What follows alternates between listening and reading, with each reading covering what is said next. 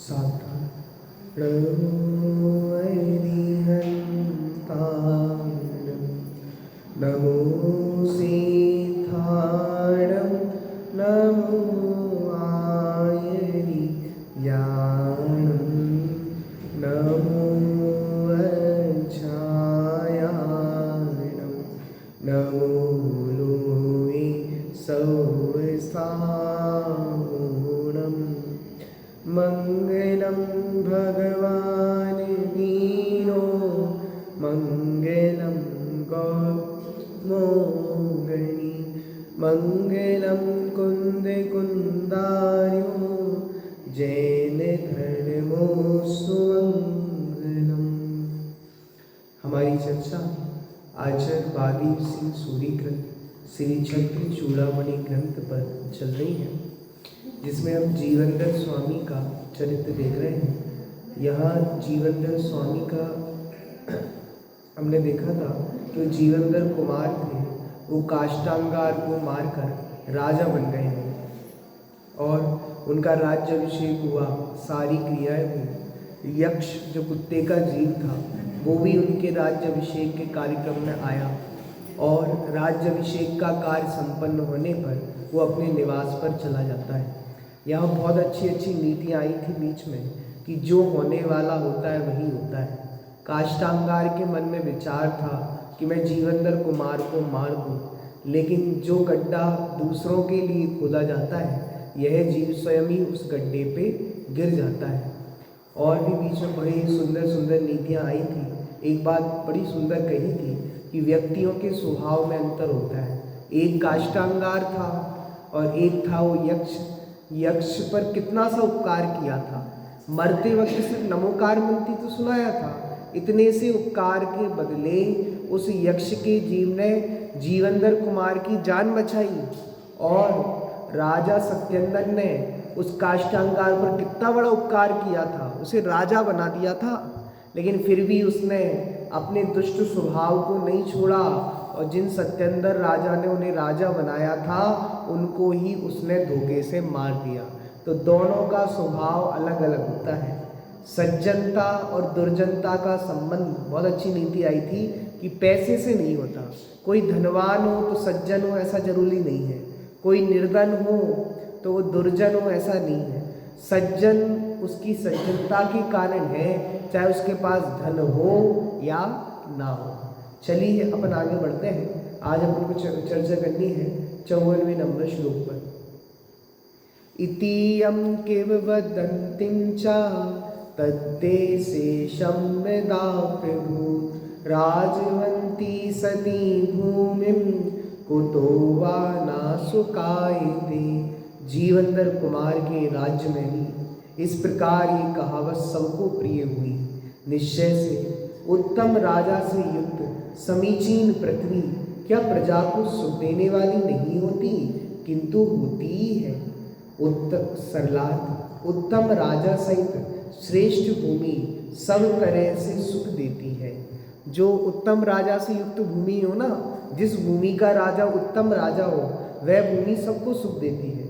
यह जनश्रुति राजा जीवनधर कुमार के राज्य में सर्वत्र फैल गई कि एक अच्छा राजा हो तो राज्य अच्छा चलता है। यथा राजा तथा प्रजा, संस्कृत की बहुत अच्छी युक्ति है, प्रसिद्ध युक्ति। यथा राजा तथा प्रजा, जैसा राजा होता है वैसी प्रजा होती है।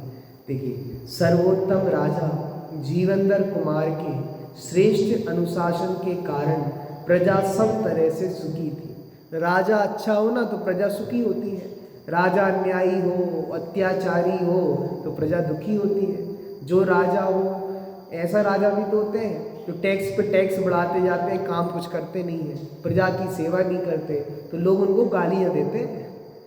अतः सबके मन मंदिर में राजा जीवनधर कुमार का विशेष स्थान था। मतलब सभी प्रजा के मन में जीवनधर कुमार के प्रति एक अच्छा स्थान था। प्रजा अत्यंत संतुष्ट हो गई थी।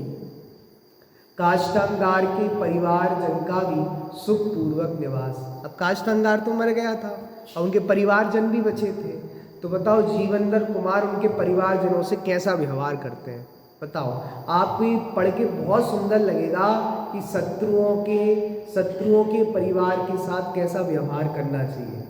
काष्ठांगार कुटुंबस्या नूमे सुकासिका स्वस्थानेपि महाराजो नाहि स्थानेपि रुक्षता। महाराजा जीवंदर कुमार ने काष्ठांगार के कुटुंब को भी अपने ही स्थान में सुखपूर्वक रहने की अनुमति दे दी। निश्चय से सज्जन पुरुषों का क्रोध अयोग्य स्थान में नहीं होता। बताओ, अब वो काष्ठांगार के जितने भी परिवारजन होंगे, माता पिता होंगे, रिश्तेदार होंगे, उनको कहीं भगाया नहीं उनने, जाओ तुम्हारा तो पालने वाला चला गया, अब तो मैं यहाँ का राजा हूँ। उनने उनको भी स्थान दिया कि तुम्हारी क्या गलती है। एक व्यक्ति की गलती के चक्कर में पूरा परिवार पिसता है। लोक में कहा जाता है एक मछली पूरे तालाब को गंदा कर देती है। समझ में आई बात। अब वो लोग काष्ठांगार तो गंदा था, काष्ठांगार के विचार गंदे थे, लेकिन उसके चक्कर में उसकी पूरी सजा परिवार भुगते, ये वो चाहते नहीं थे। तो उनने सारे परिवार जन को अपने यहाँ इसी नगरी में निवास स्थान दे दिया। और नीति कितनी सुंदर थी, सज्जन पुरुषों का क्रोध अयोग्य स्थान में नहीं होता।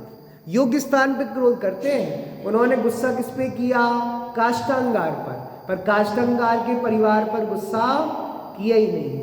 राजा जीवंदर कुमार ने काष्ठांगार के कुटुंबी जनों को अपने स्थान पर सुखपूर्वक निवास करने के लिए सानंद स्वीकृति प्रदान की, क्योंकि महापुरुषों का क्रोध निरपराधी जीवों पर कभी नहीं। क्या अपराध परिवार का। राजा जीवंदर कुमार को तो काष्ठांगार से अपना राज्य प्राप्त करना था। इस प्रयोजन के लिए शत्रु तो मात्र काष्ठांगार था, उसके कुटुंबी जन तो सामान्य प्रजा है। उसकी सुरक्षा और उत्तम व्यवस्था राजा जीवंदर कुमार का ही काम था, अतः उन्होंने अपना वही काम किया। राजा जीवंदर कुमार के सुशासन से सब संतुष्ट हुए। वो कोई अच्छे नीतिवान पुरुष थे, नीतिवान राजा थे। उनके राज में तो सब सुखी रहेंगे, प्रसन्न रहेंगे। बंद हो गया।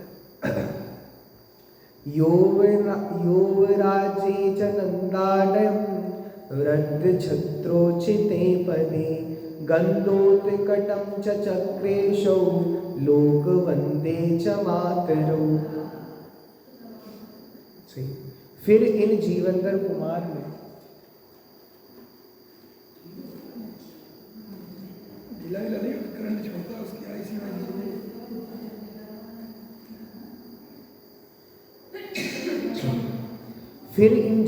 कुमार ने युवराज के पद पर अपने छोटे भाई नंदाडय को और पूरे क्षत्रियों के योग्य पद पर गंधोत्कट को और दोनों माताओं को लोक पूज्य पद पर स्थापित किया। देखो, राजा बन गए लेकिन अपने परिवारजन को नहीं छोड़ा। अपना जो छोटा भाई था उसको क्या बना दिया? युवराज। और अपने जो पिता थे उनको भी योग्य स्थान दिया। और जो अपनी दोनों माताएं थी, कौन कौन सी? एक तो जन्म देने वाली माता, जन्म देने वाली माता का नाम क्या था चाचा जी? विजया। और एक उनकी पालन पोषण करने वाली माता, उनका नाम क्या था? सुनंदा। दोनों को योग्य स्थान दिया, लोक पूज्य पद पर स्थापित किया। पता है, ये राज्य वंश में माता का बहुत महत्व होता है। राजमाता कहते हैं उनको, राज्य माता। राजा जीवंदर कुमार ने अपने भाई नंदाडय को युवराज का पद दिया, फिर गंधोत्कट को राजपिता के पद से अलंकृत किया, माता विजया और सुनंदा को राजमाता पद से विभूषित किया। इतना ही नहीं, जो वृद्ध क्षत्रिय लोग थे उनको भी उनके योग्य पदों पर सम्मान पूर्वक विराजमान किया। विशेषतः इस दुनिया में कोई भी वस्तु व्यर्थ अर्थात निरुपयोगी नहीं है। मात्र वस्तु की उपयोगिता जानकर उसका उपयोग करने वाले नियोजक मनुष्य की कमी है। समझ में आया? इस दुनिया में कोई भी वस्तु कैसी है? नहीं है, निरुपयोगी नहीं, सबका उपयोग है। योग्य नियोजक व्यक्ति सब वस्तुओं का योग्य उपयोग करता है। देखिए, कहा भी है, अमंत्र क्षरम नास्तिम नास्ति मूलनौषधम् अयोग्यः पुरुषो नास्ति योजकः तत्र दुर्लभः। राजा जीवंदर कुमार योग्य नियोजकों में से एक थे, अतः उन्होंने सब पात्र मनुष्यों का यथा योग्य उपयोग करना प्रारंभ किया। राजा जीवंदर कुमार का प्रजा के हित में प्रथम प्रयास। अब राजा जीवंदर कुमार प्रजा के लिए प्रथम क्या वो करते हैं, प्रयास करते हैं, वो अपन देखते हैं। और अकारामक्रोधात्रिं वर्षाणि द्वादशाप्ययम् महिषैक्षुभितं तोयं नाहि सत्या प्रसीदति। और जीवंदर कुमार ने पृथ्वी को, प्रजा को 12 वर्ष पर्यंत टैक्स रहित कर दिया। क्या नियम बना दिया? 12 वर्षों तक आपसे कोई टैक्स नहीं लेगा। और यहाँ हमारी भारत की सरकार को देखो, जीएसटी, कौन सी वैसी टैक्स लेते थे, अब और जीएसटी। राहुल गांधी तो ये कहते हैं जीएसटी मतलब गब्बर टैक्स, बहुत ज़्यादा टैक्स जीएसटी। देखो, निश्चय से भैंसाओं से गंदा किया हुआ जल शीघ्र ही निर्मल नहीं होता। अब काष्ठांगार ने तो पूरे राज्य को तो बड्डी अवलेट कर ही दी थी ना, सत्यानाश कर ही दिया था ना। अब राज्य की व्यवस्था करनी है तो बहुत मेहनत करनी पड़ेगी। जैसे कोई भैंस पानी को गंदा कर दे तो उस पानी को साफ करने में बहुत मेहनत लगती है। प्रजा को सुखी चाहने वाले दयालु राजा जीवंदर कुमार ने प्रजा के हितार्थ प्रजा को 12 वर्ष तक सर्व प्रकार के करों से मुक्त कर दिया, क्योंकि भैंसों द्वारा गंदा किया गया सरोवर का जल अल्पकाल में स्वच्छ नहीं हो पाता। विशेषतः सरोवर के स्वच्छ जल को तो मात्र पीना चाहिए, किंतु मोटी बुद्धि वाली भैंसें पानी पीकर उसे गंदा कर देती है। भैंसों की बुद्धि कैसी होती है? मोटी बुद्धि होती है। वह सरोवर दीर्घ काल बीत जाने पर ही स्वच्छ होता है। वैसे ही दुष्ट काष्ठांगार ने प्रजा पर अनेक कष्टदायक कर लगाकर प्रजा को दुखी किया था। मतलब काष्ठांगार अविवेकी राजा था, उसने कहा राज्य में कमाई करनी है, अपने को ऐसो आराम वाली जिंदगी चाहिए, तो उन पे बहुत टैक्स लगा दो। क्या कर दो चाचा जी? बहुत टैक्स लगा दो। तो उसने बहुत टैक्स लगा दिए। अब जीवंदर कुमार आए, इनको पता चला कि प्रजा कर के नीचे दबी जा रही है, उनने पहले ही बहुत टैक्स दे दिया है, तो उनको 12 वर्ष तक टैक्स माफ कर दिया। एक बहुत अच्छे राजा हुए खारवेल, जैन राजा थे। चाचा जी क्या नाम था? खारवेल। खारवेल राजा इतने अच्छे राजा थे, उन्होंने अपनी प्रजा से कभी टैक्स नहीं लिया। आप जाओ हाथी गुम्फा गुफाएं उड़ीसा में जाओ, वहाँ पर उनकी लेक है, बहुत बड़ा लेक, जिसमें भारत नाम सबसे पहले मिला। चाचा जी, भारत जब संविधान लिखा जा रहा था तो संविधान लिखा गया तो पंडित जवाहरलाल नेहरू ने पूछा हमारे देश का सबसे पुराना नाम क्या है, बताओ। तो कुछ लोग कहने लगे हिंदुस्तान, कुछ कहने लगे भारत, कुछ कहने लगे आर्यावर्त। तो फिर खोज की गई तो वहाँ उड़ीसा में हाथी गुम्फा में एक शिलालेख मिला 17 लाइनों का। कितनी लाइनों का? बहुत बड़ा शिलालेख माना जाता है, 17 लाइनों का। वहाँ लिखा था भारतवर्ष। क्या लिखा था? वहाँ उससे हमारे संविधान में हमारे देश का नाम भारत अर्थात इंडिया ऐसा लिखा है। वो वहाँ से लिखा गया। जैन राजा का जो शिलालेख था, उस शिलालेख से प्रमाणित किया गया कि हमारे देश का प्राचीन नाम भारत था। बोलो। वैसे ही दुष्ट काष्ठांगार ने प्रजा पर अनेक प्रकार के कष्टदायक कर लगाकर प्रजा को दुखी किया। कर चुकाने में प्रजा अत्यंत कष्ट का अनुभव करती थी। धीरे धीरे उनकी निर्धनता भी बढ़ती जा रही थी। इस कारण प्रजा बहुत दुखी असंतुष्ट थी। राजा जीवंदर कुमार ने इस सब जान लिया, अतः प्रजा को सुखी संतुष्ट संपन्न बनाने के उद्देश्य से प्रजा को 12 वर्ष के लिए कर मुक्त कर दिया, जो प्रजा के लिए उचित ही था। राजा जीवंदर कुमार से मित्र भी संतुष्ट। अब राजा जीवंदर कुमार ने प्रजाओं को भी संतुष्ट कर दिया। आप किसको संतुष्ट कर रहे हैं? मित्र को संतुष्ट कर रहे हैं। ये बहुत अच्छी बात भी बता रहे हैं हमको कि कोई राजा बने उसका सबसे पहला कर्तव्य क्या है? ये है कि अगर प्रजा को दुख हो तो उसके दुख को दूर करे। पद्मवक्त्रादि मित्रेभ्यो यथा योग्य पदात् पदम अविशेष परिज्ञाने नाहि लोकोनुरज्यते। इन जीवंदर कुमार ने पद्मासे आदि मित्रों के लिए यथा योग पद दिए। निश्चय से सबको समान मानने से लोग संतुष्ट नहीं होते। अतः जीवंदर कुमार ने मित्रों को कौन किस पद के योग्य है ऐसा परिज्ञान करके उन्हें यथायोग पद दिया। सरलार्थ राजा जीवंदर कुमार ने अपने पद्मासे आदि अनेक मित्रों को भी उनकी पात्रता के अनुसार सम्मान सहित योग्य स्थान देकर उनका उत्साह बढ़ाया, क्योंकि छोटे बड़े सभी के साथ समान व्यवहार करने से जन समुदाय संतुष्ट नहीं होता। मतलब छोटे लोगों को छोटा पद, बड़े लोगों को बड़ा पद, सबको अपने अपने योग्य पद देना चाहिए। विशेषार्थ जन समुदाय अर्थात सामान्य जनता प्रायः अपना सम्मान नहीं चाहती, परंतु जो कोई विशिष्ट गुण संपन्न है उन मनुष्यों का सम्मान अवश्य चाहती है।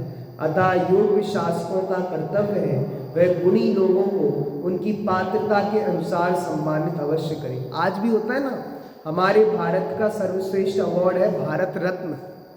तो सरकार उन लोगों को चुनती है जो समाज में बहुत अच्छा काम कर रहे हैं, तो भारत रत्न देती है, पद्म भूषण देती है, पद्म विभूषण देती है। ऐसे बहुत सारे अवार्ड हैं सम्मान करने के। सारी प्रजा का सम्मान तो नहीं हो सकता, लेकिन सारी प्रजा जिसको मानती है ऐसे व्यक्ति का सम्मान हो तो प्रजा को खुशी होती है। किसी अच्छे व्यक्ति को भारत रत्न मिलता है तो वो अच्छा व्यक्ति तो खुश होता ही है, पर सारी समाज खुश होती है कि हाँ इनने कोई अच्छा कार्य किया था, ये हमसे जुड़े रहे, इनको भारत रत्न मिला तो बहुत अच्छा। देखिए राजा जीवंदर कुमार द्वारा अपनी पत्नी को बुलाना। बहुत लोग यही सोच रहे होंगे अब तो राजा बन गए, अब तो बुला ही नहीं रहे पत्नियों को। बुलाओ पत्नियों को, कितनी को बुलाएंगे? चलो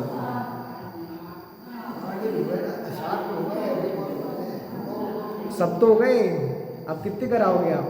देखो पद्मादयोपि तद्देव्या समागत्य तदा गया तम समीक्ष क्षणे चांस क्षीणाखिल मनोव्यता। उस समय राजा जीवंदर कुमार की आज्ञा से उनकी पद्मा आदि स्त्रियां आकर इन जीवंदर कुमार को देखकर उसी समय तत्काल संपूर्ण मण की पीड़ा से रहित हुई। दुखी थी पति के वियोग में। अब पति का जो मेन गोल था, लक्ष्य था, उसको प्राप्त कर लिया। काष्टांगार को हरा दिया, मार दिया और वो राजपुरी नगरी के राजा बन गए। देखो राजा जीवंदर कुमार की आज्ञानुसार उनकी पद्मा आदि सातों पत्नियां रानियों को अपने अपने पितु गृह से पियर से बुलवा लिया गया। 7 को क्यों बुलाया? 8 को क्यों नहीं बुलाया? नहीं थी वो तो। सभी रानियां अपने प्रिय पति राजा जीवंदर कुमार के पास आ गईं। उन्होंने अपने पति देव को राज्य सिंहासन पर बैठे हुए देखकर तत्काल अत्यंत आनंद का अनुभव किया और वे वियोग जनित दुख को भूल गईं। सुख दुख का परस्पर संबंध। चिरस्थायपि नष्टं स्यात् विरुद्धार्थे हि भीक्षिते सन्निधावपि दीपस्य किं तमिस्त्रं गोहामुकम्। निश्चय से विरुद्ध पदार्थ के देखने पर चिरकाल से स्थित पदार्थ भी नष्ट हो जाते हैं, अर्थात थोड़ा सा सुख मिलने से पूर्व के सब दुख भूल जाते हैं। दीपक के सन्निध में क्या गुफाओं का मुख अंधकार सहित रह सकता है? नहीं रह सकता। बताओ दीपक जला दिया गया हो और बहुत अंधेरा हो किसी गुफा में, तो बताओ गुफाओं में अंधेरा कितनी देर रहेगा? क्षण मात्र भी नहीं रहने वाला। ऐसे ही जिनको बहुत समय से दुख हो, और उन्होंने ऐसी पत्नियों ने जीवंदर कुमार को देखा तो सारे दुख को भूल गई। ऐसे ही ये तो समय सार सिखा रहा है। आज तक तुमने जिस आत्मा को नहीं देखा, उसका दर्शन नहीं किया, जिस दिन तुम जिस क्षण आत्मा का दर्शन करोगे, पूर्व के सारे दुखों को भूल जाओगे, सारे दुख नष्ट हो जाएंगे। और कितनी देर लगेगी नष्ट होने में? क्षण मात्र में। क्षण भर निज रस को पी चेतन, मिथ्यामल को धो देता है, कासायिक भाव विनष्ट किए निज आनंद। कितना सुंदर अध्यात्म है प्रतिमानियों में। जैसे जीवंदर कुमार को देखा, उस सारी पत्नियों का दुख दूर।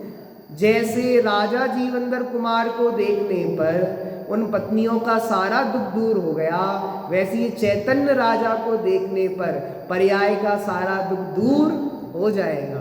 किसको देखना है? चैतन्य राजा को। जैसे अंधकार से परिपूर्ण व्याप्त गुफा के समीप दीपक लाने पर अंधकार स्वयं भी निकलकर भाग जाता है, वैसे ही दुख के विरोधी सुख के आगमन से ही चिरस्थायी दुख स्वयं भी भाग जाता है। पद्मा आदि पत्नियां अपने स्वामी जीवंदर कुमार के वियोग से अत्यंत दुखी थी, किंतु अब पति का संयोग होते ही उनका वियोग जन दुख तत्काल ही नष्ट हो गया। यहाँ दुख को अंधकार और सुख को दीपक की उपमा दी। दुख को किसकी उपमा दी है? अंधकार की। और सुख को जीवंदर कुमार की सभी पत्नियों को अपने पति देव को राजा के रूप में देखकर अत्यंत हर्ष हुआ, जो स्वाभाविक ही है। राजा जीवंदर कुमार का 8वां विवाह, अभी विवाह नहीं हुआ था। अच्छा चाचा जी, विवाह नहीं हुआ था, अभी तो स्वयंवर में फिक्स हो गई थी। देखो, अथायम नुवते पुत्रिम दत्रा गोविंद्र भूजा पैण्य सिन महाराजा परण्य सिन महाराजा पार्थे वही विरहितुत्सवा। इसके अनंतर राजाओं ने किया है उत्सव जिनके, ऐसे महाराज जीवंदर कुमार ने गोविंद राज से दी हुई युवती की पुत्री लक्ष्मणा को विधि पूर्वक ब्याया। क्या नाम है? लक्ष्मणा। महाराजा जीवंदर कुमार के अधीन समस्त राजाओं ने उन्हें राज्य पद मिलते ही आनंद महोत्सव मनाया। तदनंतर कुछ समय पश्चात राजा जीवंदर कुमार ने अपनी मामी नुवती की पुत्री, किसकी पुत्री? मामी का नाम क्या था उनकी? नुवती। नुवती नुवती नुवती नुवती नुवती नुवती नहीं है, नुवती है। जिसे मामा राजा जीवंदर कुमार ने समर्पित किया, उसका विधि पूर्वक वरण किया। अब जीवंदर कुमार के 8वां विवाह संपन्न हो। जीवंदर कुमार ने राजा बनने के पूर्व ही 7 कन्याओं के साथ विवाह किए हैं। अब राजा होने पर मामा की पुत्री लक्ष्मणा के साथ विधि पूर्वक 8वां एवं अंतिम विवाह संपन्न हुआ। इति बादीव सूरी विरचित छत्र चूड़ामणौ लक्ष्मणा लंबौ नामः 10वां लंबः समाप्तः। देखिए अगला। अब देखो 8 पत्नियों में से कितनी पत्नियों के नाम याद है? चाचा जी कितने के याद है? कुछ तो मैं भी भूल गया, बोलो। चलो याद कर लेना। जीवंदर कुमार की विशेष प्रसन्नता का कारण।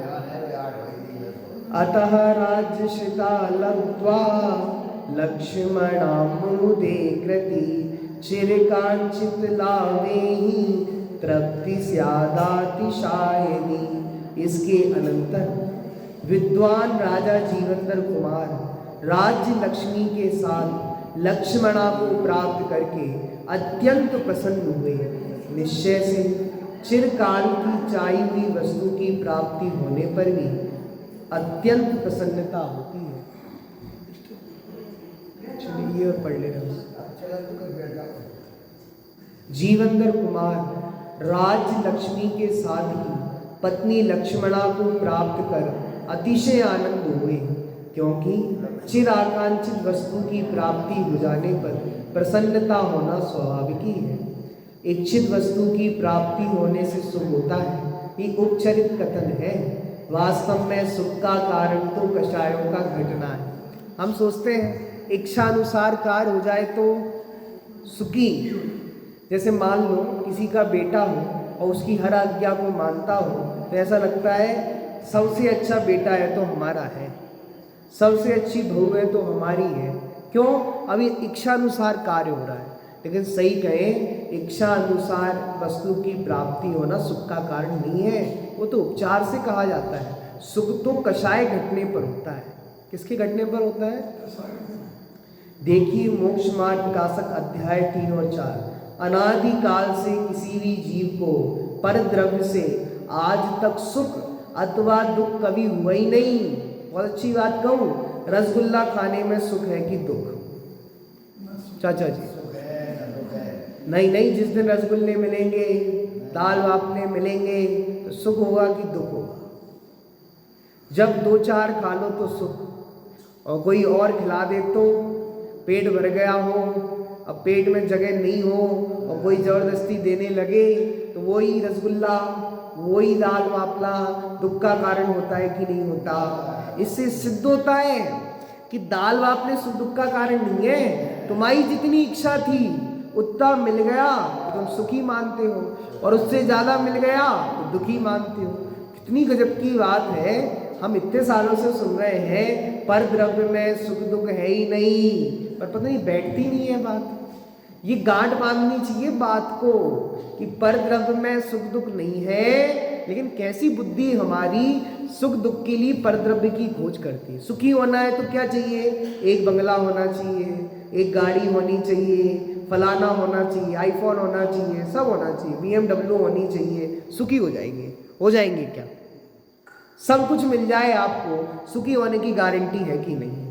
जिनको मिला हो वो सुखी नहीं हुए ना, वो इस बात की गारंटी दे रहे हैं कि सुख नहीं है। अडानी पहले नंबर पे आके बड़ा प्रसन्न था, अब धड़ाम से कहाँ गिर गए पता ही नहीं है अडानी का। बताओ सुखी है कि दुखी? सब दुखी है।